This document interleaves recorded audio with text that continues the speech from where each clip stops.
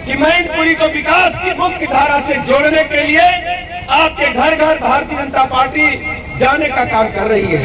हम सब जानते हैं आदरणीय मुलायम सिंह यादव जी के निधन के बाद ये सीट खाली हुई है और भारतीय जनता पार्टी परिवार ने हमेशा आदरणीय नेताजी का सम्मान किया है।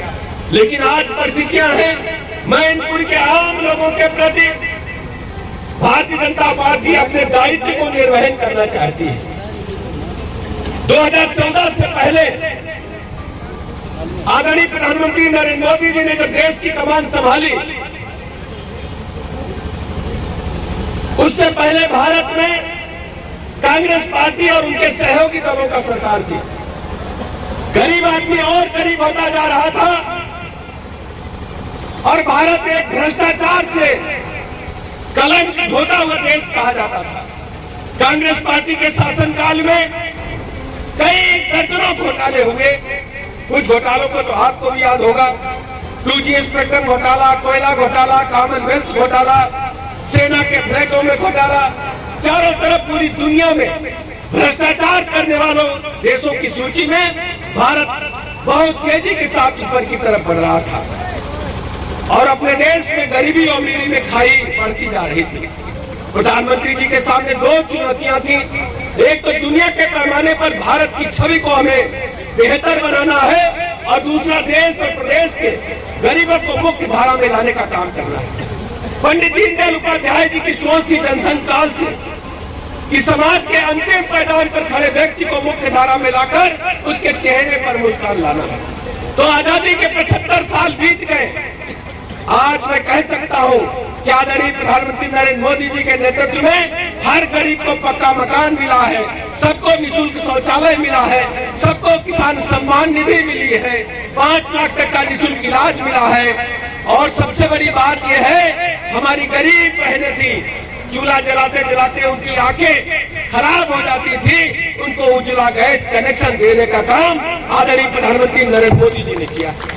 जब कोरोना महामारी का काल आया, पूरी दुनिया में हाहाकार मचा था, लेकिन प्रधानमंत्री जी ने कोरोना महामारी से पहले दूरदर्शिता दिखाते हुए, पहले के प्रधानमंत्री कहते थे कि दिल्ली से जब 1 रुपया चलता है तो नीचे 15 पैसा पहुंचता है।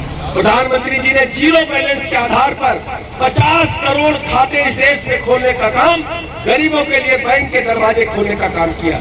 और जब कोरोना महामारी का काल आया तो आदरणीय प्रधानमंत्री जी बटन दबा करके कोरोना महामारी के काल में प्रत्येक गरीब के खाते में कई बार हजार रुपए डालने का काम किया। दुनिया में जब जब महामारी आई है, महामारी से कम लोग मरे हैं, भुखमरी से अधिक लोग मरे हैं। लेकिन आदरणीय प्रधानमंत्री नरेंद्र मोदी जी ने गरीब के चूल्हे को कभी बंद नहीं होने दिया, लगातार उनकी चिंता की और केवल पैसे ही नहीं डाले, निःशुल्क राशन केंद्र की सरकार ने और उत्तर प्रदेश की योगी जी की सरकार ने महीने में 2 बार राशन देने का भी काम किया। इसलिए मेरे साथियों आपसे कहने आया हूँ, भारत की सरकार ने, आदरणीय प्रधानमंत्री नरेंद्र मोदी जी ने हर स्थिति में उत्तर प्रदेश के गरीबों के जीवन में बदलाव लाने का काम किया है और आदरणीय मुख्यमंत्री योगी आदित्यनाथ जी की सरकार ने उत्तर प्रदेश में कानून के राज को स्थापित किया है। हम सब जानते हैं, मैनपुरी हो, इटावा हो या प्रदेश का कोई जिला हो, गुंडे, बदमाश, माफिया, लुच्चे, लफंगे सड़कों पर गुंडाई करते थे और एक एक गाड़ी में 10-10 बंदूकें भर करके चलते थे। भले आदमी का जीना मुश्किल था। बहू बेटी को शाम को समय कोई अभिभावक घर से निकलने नहीं देता था। डिग्री कॉलेज स्कूल में हमारी बच्चियां पढ़ने जाती थी, दिन भर माता पिता को चिंता रहती थी कि जब तक हमारी बेटी वापस न हो जाए तब तक पता नहीं क्या हो जाएगा। आज मैं कह सकता हूं, हमारी सरकार ने ऐसे लोगों के खिलाफ 20,000 से अधिक मुकदमे दर्ज किए जो हमारी बहू बेटी की तरफ बुरी नजर से देखते थे और उनको जेल भेजने का काम किया।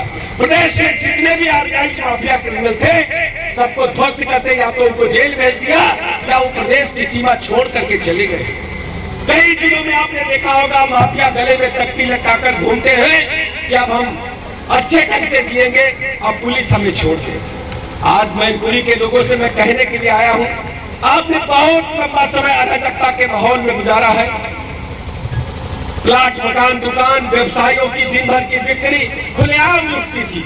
इसलिए मेरे मित्रों, आज आपसे बीच कहने के लिए आया हूँ, उत्तर प्रदेश में मैनपुरी में कानून का राज स्थापित करने के लिए भारतीय जनता पार्टी को वोट दें। हमारे प्रत्याशी भाई रघुराज साकी को ऐतिहासिक वोटों से जिताएं। और सबसे खास बात यह है, लाइन ऑर्डर के साथ साथ मैनपुरी को विकास की मुख्य धारा से जोड़ने का काम करेंगे।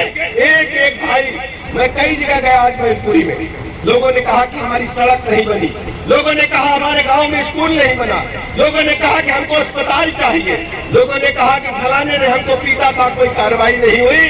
लेकिन आज मैं कहना चाहता हूं मैनपुरी के लोगों से, करेल के लोगों से, भारतीय जनता पार्टी योगी जी की सरकार ये आम आदमी की सरकार है, गरीब की सरकार है और गरीब के जीवन स्तर को ऊपर उठाने वाली सरकार है। आपको मैं भरोसा दिलाने के लिए आया हूं, आप सब घरों से निकल करके निष्पक्ष मतदान करें और कमल के आगे बटन दबा करके हमारे प्रत्याशी रघुराज साकी को ऐतिहासिक वोटों से जिताकर आदरणीय प्रधानमंत्री नरेंद्र मोदी जी को मजबूत करने का काम करें। मैनपुरी को हम लोग विकास के मामले में नंबर 1 पर लाने का काम करेंगे। यही भरोसा मैं आपको देने के लिए आया हूँ। मैं रघुराज साकी यहाँ से चुनाव जीतेंगे। आप ये सोचिएगा कि हम वोट मांग करके चले जाएंगे, हमारे दरवाजे हमेशा मैनपुरी के लोगों के लिए खुले रहेंगे। कभी भी कोई बात होगी, आपका भाई, आपका बेटा आपकी चरणों की सेवा के लिए हमेशा तैयार मिलेगा।